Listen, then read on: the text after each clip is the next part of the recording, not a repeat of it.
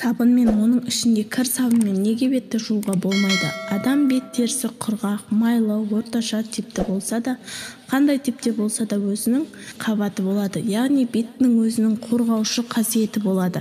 Мысалы, шаң тозаңнан қорғау, беттің әжім болуынан қорғау, тағы басқа. Сабын микробты өлтіруші құрал.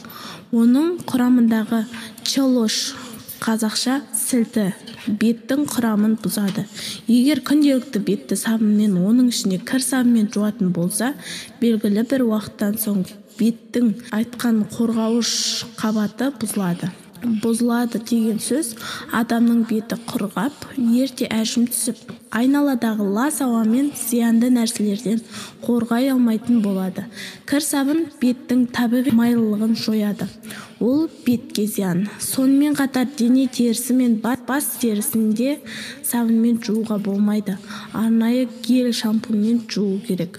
Егер безеуді қатты кетіргің келсе, барлық бетке емес, бір ғана безеудің үстіне кішкене етіп жағуға болады. Бетке емес, кішкентай безеуге ғана.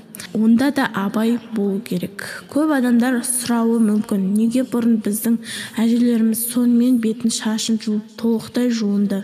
Өйткені ол кезде одан басқа ештеңе болмады. Қазір Құдайға шүкір, бетке де, шашқа да, денеге де арнайы жасалған гельдер көп. Бірақ сол кездегі әжелер шетелдегі қарт адамдарға қарағанда өз жасынан ұзақы көрінеді екен. Күнделікті бетін кір сабынмен жуатын адам беті егер 20 жастан бастап жуа бастаса, 25 жасқа келгенде жасы 30-35 жастағы адамның беті секілді болады.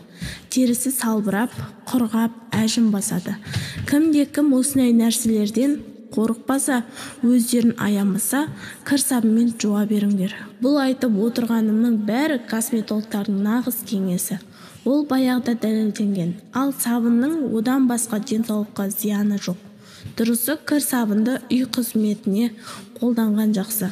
Барынша түсіндірдім. Кім түсінді, кім сұрақ қояды? Комментарияға жазып кетіңіздер. Тіркеліп, лайк басып, қоңыраушаны басып кетіңіздер. Керекті көптеп видеолар салып отырамын.